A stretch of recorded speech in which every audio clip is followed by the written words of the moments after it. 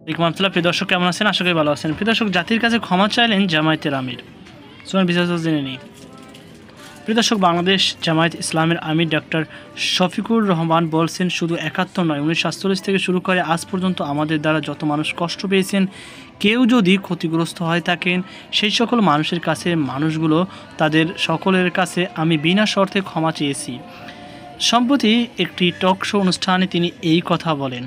অনুষ্ঠানে তাকে প্রশ্ন করা হয়, যুদ্ধ অপরাধের মামলায় জামায়াত নেতা এটিএম আজহারুল ইসলাম খালাস পাওয়ার পর আপনি একটি সংবাদ সম্মেলন বলেছেন, জামায়াতে ইসলামী বা তার কোনো নেতাকর্মীরা মাধ্যমে কেউ ক্ষতিগ্রস্ত হয়ে থাকলে তার কাছে নিঃশর্ত ক্ষমা চাই।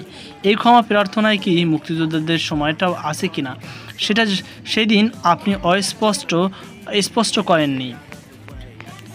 আজকে এটা স্পষ্ট করবেন কি? অনেকেই প্রশ্ন করেছেন যে জামায়াতের আমির ক্ষমা কিসের জন্য চাইলেন। জবাবে জামায়াতের আমির বলেন, শুধু ৭১ নয়, ১৯৪৭ সাল থেকে শুরু করে আজ পর্যন্ত আমাদের দ্বারা যত মানুষ কষ্ট পেয়েছেন, কেউ যদি ক্ষতিগ্রস্ত হয়ে থাকেন, সেই সকল মানুষের কাছে মানুষগুলো তাদের সকলের কাছে আমি বিনা শর্তে ক্ষমা চেয়েছি। ডক্টর শফিকুর রহমান বলেন, ব্যক্তি হিসাবে মানুষ যেমন ভুল করতেই পারে, মানুষের সমষ্টি একটি দলেরও ভুল সিদ্ধান্ত থাকতেই পারে। কোনটা ভুল কোনটা সঠিক সেটা ইতিহাস নির্ধারণ করবে। আজকে যেটাকে ভুল বলা হচ্ছে সেটা কাল হয়তো সবচেয়ে বড় সঠিক হিসাবে প্রমাণিত হবে। তিনি বলেন, আমরা আদর্শবাদী একটি দল।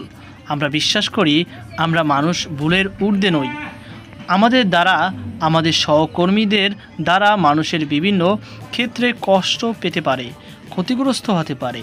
আমি সব কিছুর জন্য কোনো শর্ত আরোপ না করেই মাপ চেয়েছি।